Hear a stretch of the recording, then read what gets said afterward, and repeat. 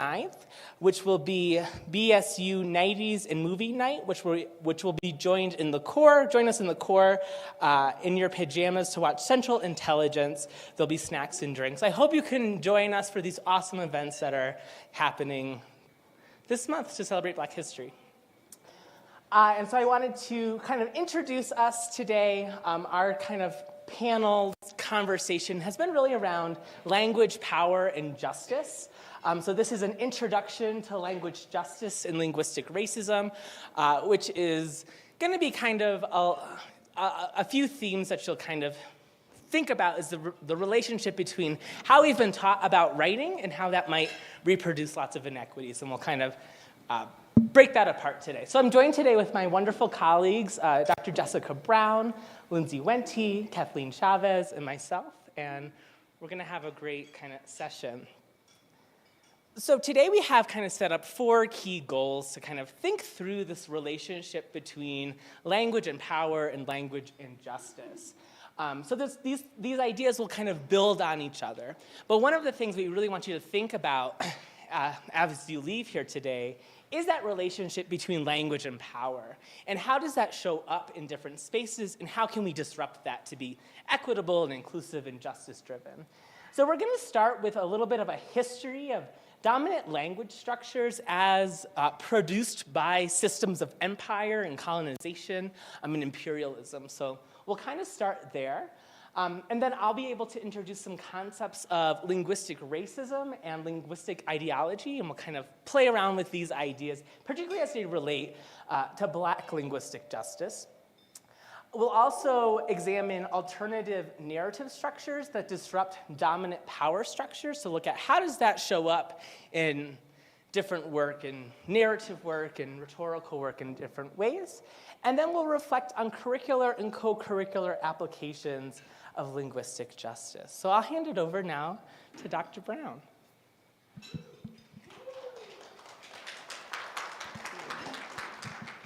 Thanks. All right, so I just want to touch base a little bit on some of the history of how we think about language. All right, so to start off with, there's a really interesting source online called Ethnologue, and they keep track of how many languages exist in the world, and it's constantly changing. As of yesterday, there were 7,168 living languages on the planet right now. And I want to talk a little bit about how power applies to those living languages. Of those languages, just 23 account for more than half of the population of the world, all right? So of those, 492 are considered institutional, which means that there are institutional systems that are set up for those languages to function outside of the specific communities and homes where those languages are used. And so of those, 3,593 are considered stable, which means it's considered normal in the community for children to learn languages in the home, those specific languages in the home. But 3,072 are considered endangered, which means that it is unusual for children to learn those specific languages in the home and use them within their specific communities. So as you can see, nearly half of the languages in the world are endangered, all right? And only a small fraction of them have institutional support for those languages to be used on a regular basis outside of the home and specific communities where they live. And most of the languages that we're aware of in the world most of the languages in the world, most of the people in the world speak only a small fraction of the languages in the world. Sorry, I'm feeding back. So the four most spoken languages in the world, so the 4 languages that have the most native speakers, as of 2023, number 1 is Mandarin Chinese, number 2 is Spanish, number 3 is English, and number 4 is Hindi.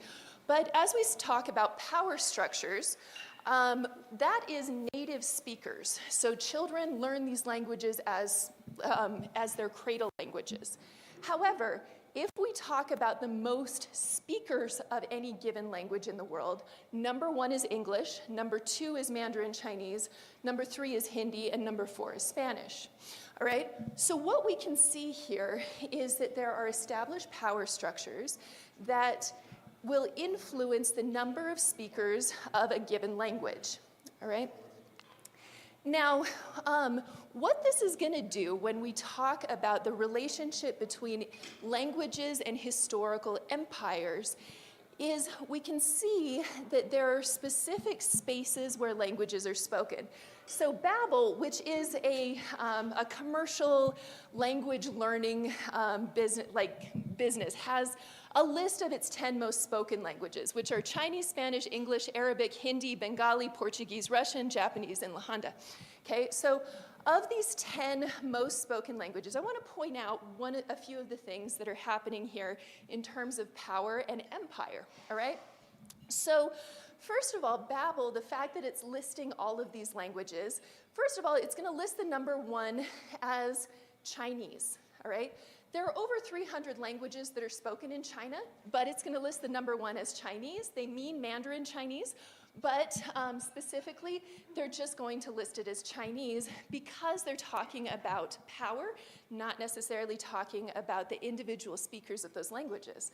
All right? Similarly, there are numerous dialects of Spanish, there are numerous Englishes, there are numerous versions of Arabic that are spoken throughout the spaces where each of these languages are spoken. So for example, Arabic here, what they're talking about here is standard Arabic. They're not talking about the multiple dialects that are often not mutually intelligible between different countries.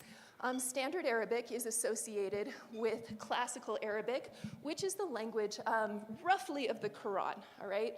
And so this specific dialect of Arabic is spoken within formal spaces, within religious spaces, and is used as a connecting language between multiple countries and communities in the historically Islamic world, right?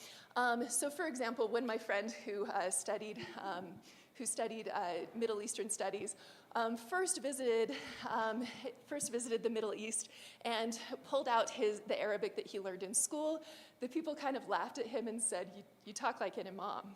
All right, because he had not learned the Arabic that was spoken within the communities. He had learned the Arabic of formal empire, all right? So how does this apply to us as instructors? How does this apply to us as a country, as teachers, all right?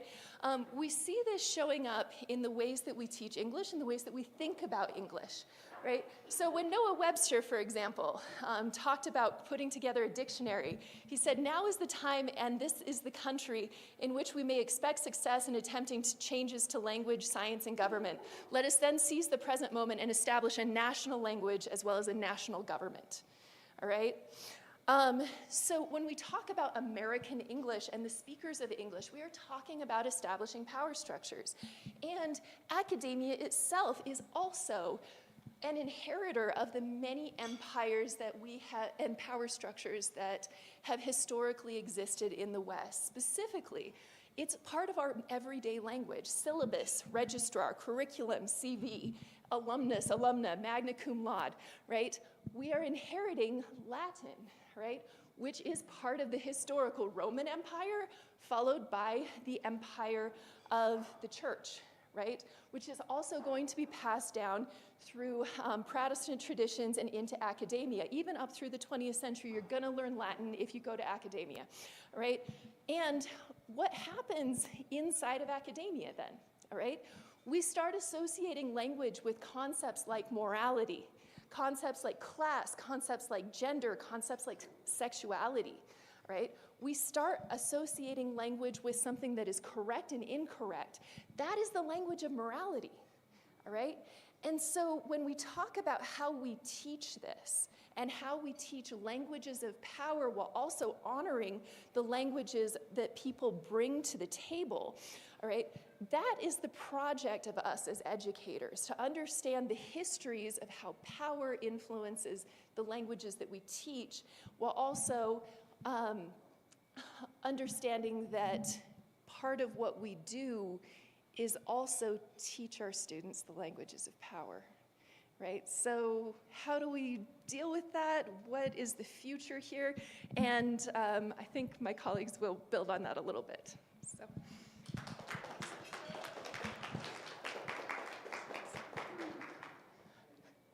So one of the things I hope that you're starting to think about right now is how language is never neutral, it's never innocent, and that we inherit these systems of power. And so I'm going to draw on, in my kind of portion of this talk, really about Black language and anti-Black linguistic racism. So this is work from one of my mentors at Michigan State, who's now at U of M, University of Michigan, Dr. April Baker Bell. But one of the things that we have to think about when we think about those histories that Dr. Brown was just discussing is that they show up in every single day, in every single moment, in every single utterance. So I'm going to read these two kinds of quotes to frame my kind of conversation and discussion. So Dr. Baker Bell comes up with this idea, or coins this idea of anti-Black linguistic racism, which describes the linguistic violence, persecution, dehumanization, and marginalization that Black language speakers experience in schools and in everyday life. The anti-Black linguistic racism is not separate from the contemporary forms of anti-Black racism and oppression they encounter as they navigate the world living within their Black bodies. And so this is what's really important, is that when we think about systems of power and we think about what languages are privileged and which languages are deprivileged, it's often connected to those things like racism and classism and sexism and all of those kinds of things. She kind of juxtaposes the ways in which, as an institution, education and higher education is really based on white supremacy and white supremacist values. So she writes, much of the language education that students receive in their K-12 and post-secondary education is based on white supremacist values. That is, white mainstream English, white linguistic and cultural capital, is used as the gold standard in which all students are expected to meet, which erroneously positions white mainstream English-speaking students as academically prepared to achieve because their cultural ways of being, their language, their values, and their knowledges are privileged in classrooms. So I hope you see this connection between the ways in which we're taught.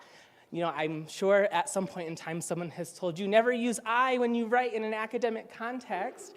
Well, there's deeper histories there. There's deeper ways of thinking about knowledge. There's deeper ways of thinking about who belongs and who doesn't and why. And so this brings to this idea that I think is really important to think through, which is standard language ideology. And so on this slide, I have two images. The first image is a picture of a grad student writer with the words hence circled. And the professor said, this is not your word, the word hence.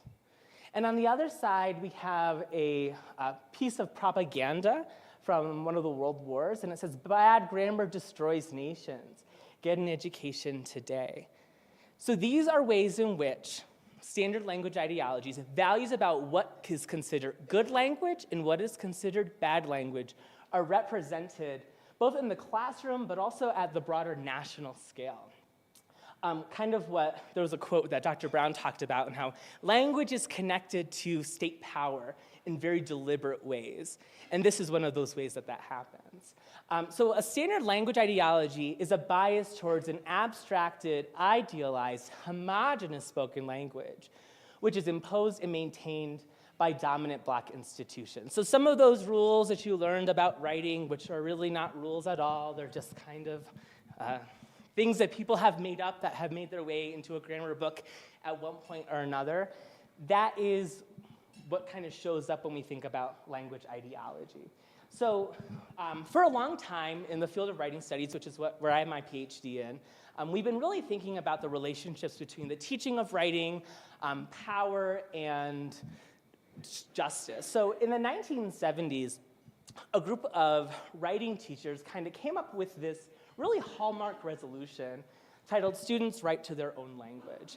And this is kind of one of the, I think, the most important policies if we think about the teaching of writing as a distinctive discipline, because it really put its politics where its mouth is. So I'll just read this to you and then talk through it a little bit. But the statement goes, we affirm the students' right to their own language. We affirm the students' right to their own patterns and varieties of language, the dialects of their nurture or whatever dialects in which they find their own identity and style. Language scholars long ago denied the myth of a standard American dialect has any validity. The claim that any one dialect is acceptable amounts to an attempt of one social group to exert its dominance over another. Such a claim leads to false advice for speakers and writers and immoral advice for humans. A nation proud of its diverse heritage and its cultural and racial variety will preserve its heritage of dialects.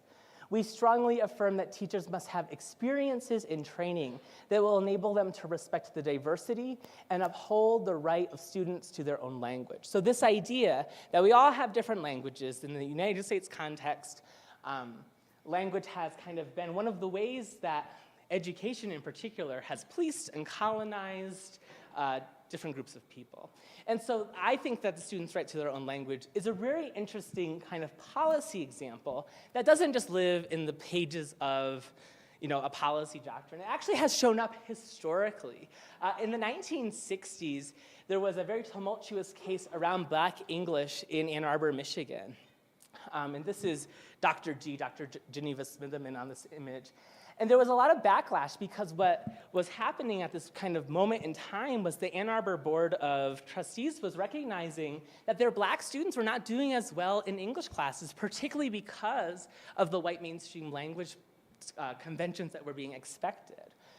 Something similar happened in the 1990s in Oakland, California, where there was a conversation about Ebonics.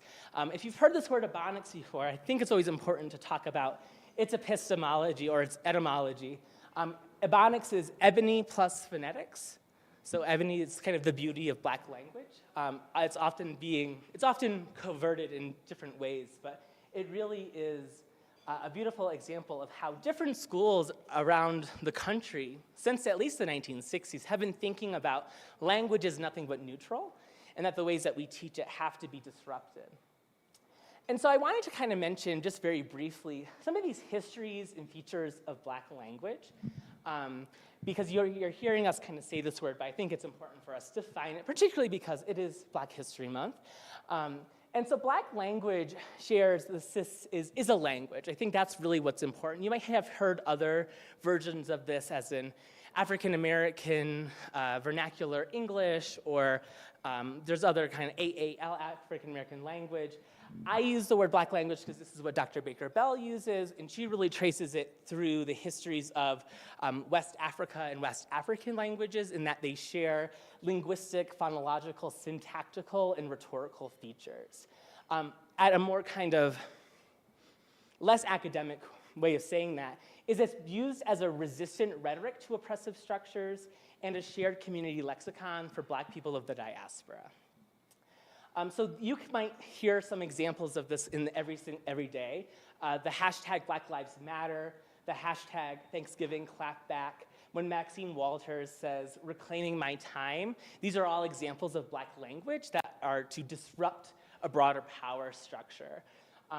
We could spend a whole semester talking about the syntax and semantics. When I was in grad school, I had to take a test to identify the rhetorical, lexical, syntactic, semantic rules of Black language. But some of them you might be familiar with is the habitual be. So we be at Adams, right? That is grammatical in Black language. A regularized agreement, which is in white mainstream English, we would say he has to be there, but in Black language, we would say he have to be there, right? It's a different kind of thinking about where verbs agree / don't agree. Zero copula, you write about that. That kind of the dropped verb, that is grammatical. There are other different ways of kind of pronouncing things. So there's different words you can kind of see on this, like smooth, wit, day.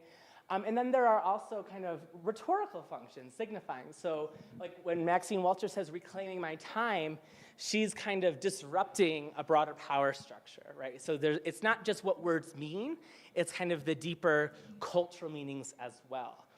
I think it's also really important to understand that this language grows out of a violent history of anti-Blackness stemming from the transatlantic slave trade. White enslavers separated and isolated same language-speaking enslaved Africans on slave ships, and this practice is known as language planning. So that history shows up. It's a brutal, disgusting history, but we have to think about it, and particularly the ways that those show up in our everyday kind of life, and what does it mean to be teachers or people that honor this kind of rich linguistic tradition? All right, so that's my kind of spiel on anti-Black linguistic racism, but now we're gonna see how this shows up in other contexts. Thank you.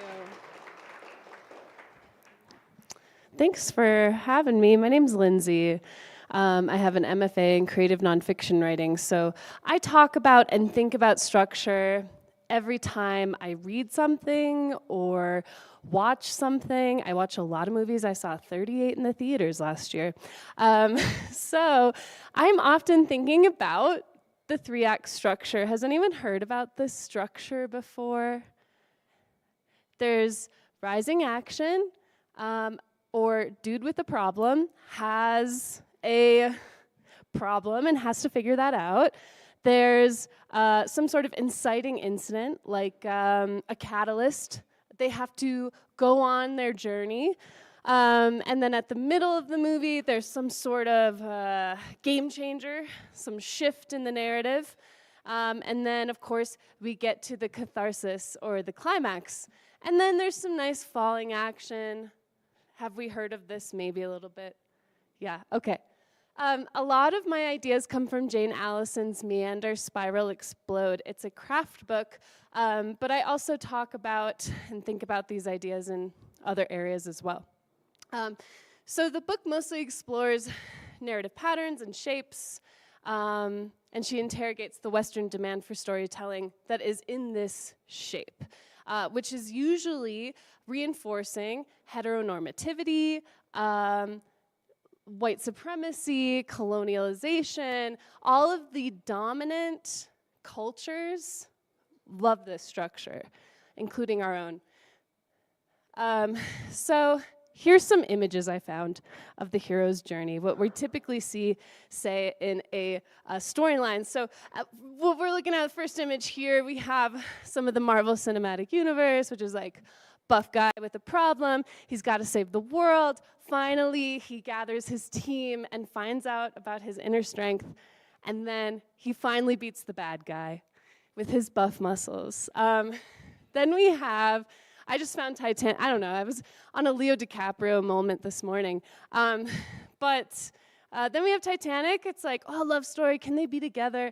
Oh, there's a ship that's projected into the air, phallically into the air. And then the couple, she must let him go, and she lives and has the necklace, whatever. And then, of course, we have this wonderful image from Wolf of Wall Street, which I think is a good representation of how this 3-act structure exists. The 3-act structure has been critiqued as being incredibly ejaculatory. It is supposed to resemble, historically, what sex is for someone who has a penis. So that's why there is this critique. That's why these images show a lot of white men achieving things. The 3-act structure has a lot of demands. It has to be symmetrical, which is a form that we all must fill, or our stories must fill. It is asking for a catharsis or a release. It's asking for tension. It's asking for being direct, being clear. There must be a climax in your story, and it must make sense timeline-wise, and it has to be conventional, because this is what has been established in our Western culture for many decades, centuries. So this is the demand of the 3-act structure. A lot of people in my field are thinking about their own personal narratives and how those personal narratives do not fit this 3-act structure or the demands of it. Because they have different types of stories. In real life, there isn't a climax. Or maybe it's a series of repetitions and learning from those repetitions. Maybe there's no change at all that happens to the narrator at the end of a story. So I've looked into other options, and this is what Jane Allison points out. So here's some other narrative forms. And I'm thinking also of what Nick just said. There's different verbs that are used in different vernaculars. There's different organization of syntax. So think about syntax, verbs, but blown up in terms of the organization of our stories. So here's some options that may work for other folks who are not part of the dominant narrative. So we have wavelets, which is a story that moves between two impulses. So that might be two themes or two types of behavior. These are still chronological, but usually there's little to no change in the narrator. So that means you're going through a series of obstacles. Nothing has really changed very much. That might be more representative of what your story is.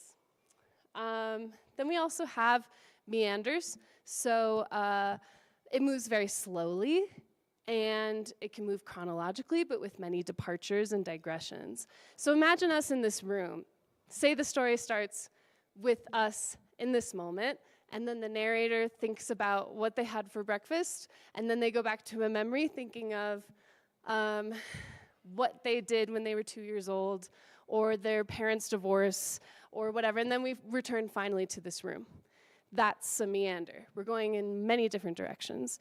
And a lot of dominant narratives are asking you to be as direct and organized from one event to the other as quickly and coherently as possible, whereas meanders are allowing a bit more exploration and opportunity to move away from having to build it just perfectly. Then we have spirals. So this is more of like an obsessive, repetitive, it's still chronological. There's usually pairs or things that are similar events. So those might be grouped by a theme. So each time you return to that theme, then there's maybe a slight change in the narrator. Then we also have a couple other ones, radials and explosions. This does not move forward in time. It has a lot of fractured perspectives. It obsesses over one center point. And it has usually a theme or event at the center. This story might look like all of us in this room, but the main event, and so instead of following the line of the story of like, person has a problem, they must conquer their problem, this is like, here's some images, here's some ideas, and there's no chronological order. There's not even necessarily a story. It can be descriptions of images. It can be sections of poetry. It can be research, how you might pair that all together. And the story builds power or influence, potency through these stacked ideas. So the responsibility of how this all makes sense is on the reader, not necessarily on the writer. And so it can become whatever you want it to be. So I find that these narrative forms have a lot of potential. And I think they serve all different kinds of communities. And in the end, once you know the different shapes you can have, then you can create your own shape. And that's where it's like students' right to language. They have the right to the shape of their story as well. Okay, and I think we have one more person who's going to speak. We have Kathleen. So here's Kathleen. Thank you for, is this on? Yeah? Okay. I learned a really important life lesson when I was about 9 years old. 9 years old. My mother and my father and my grandmother and my grandfather said, if you want to get anywhere in life, listen to your teachers. And if you listen to your teachers, then maybe you'll have a breakthrough. That's my first language. Okay, so I immediately realized when I got into high school and into higher ed that if my accent was present, then I didn't get treated the same way. When I was more standardized and pronounced everything clearly and well, then I was looked at with more respect. So anyway, I just decided to do that little thing, and it makes me really nervous to talk with my accent, but that is my first language. And it fits into all of this very well. So the point that I would like for all of you to consider at your tables, maybe think about if we have time, we don't have a lot of time left to talk, but how you were raised in this structure that our team speaks to so well.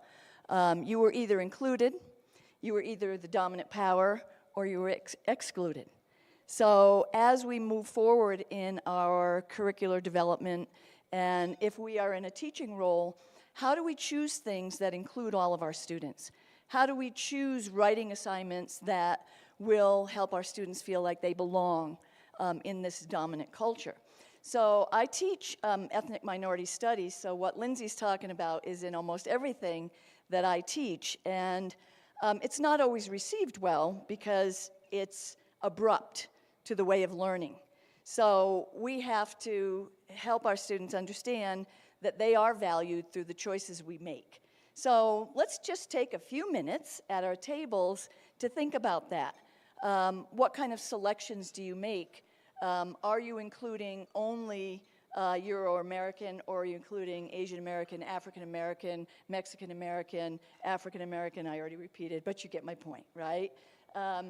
And that's been a lot of work for a lot of us to make sure we are including the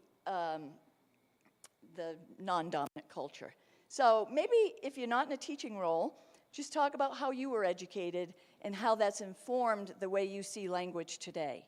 Are you uncomfortable when we begin to talk about language justice, or are you taking some steps forward? Because we're all in a role, whether we are teaching or not, to help our society be more inclusive.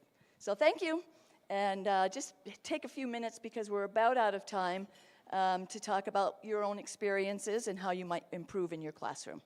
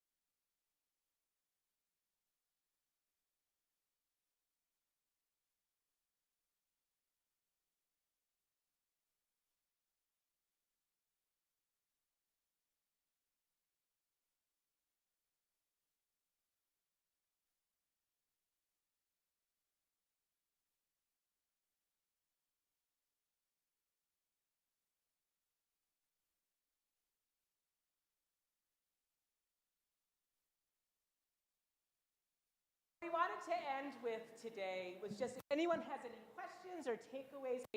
I know 1 o'clock class is quickly impeding, but we just wanted to give any space for any questions, comments, thoughts like that for any of our presenters today.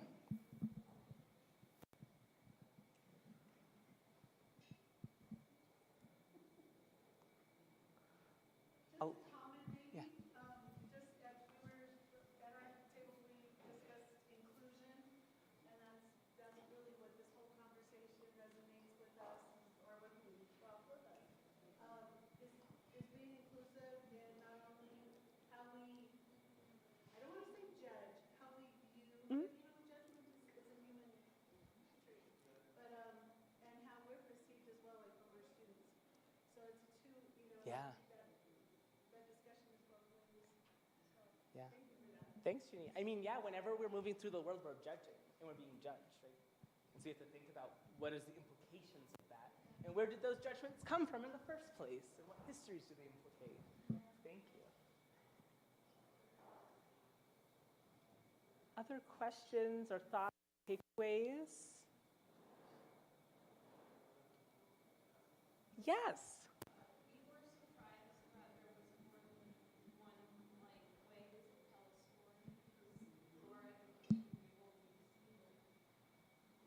Yeah, that there are multiple ways to tell stories, and those are good, and they tell different things about the world.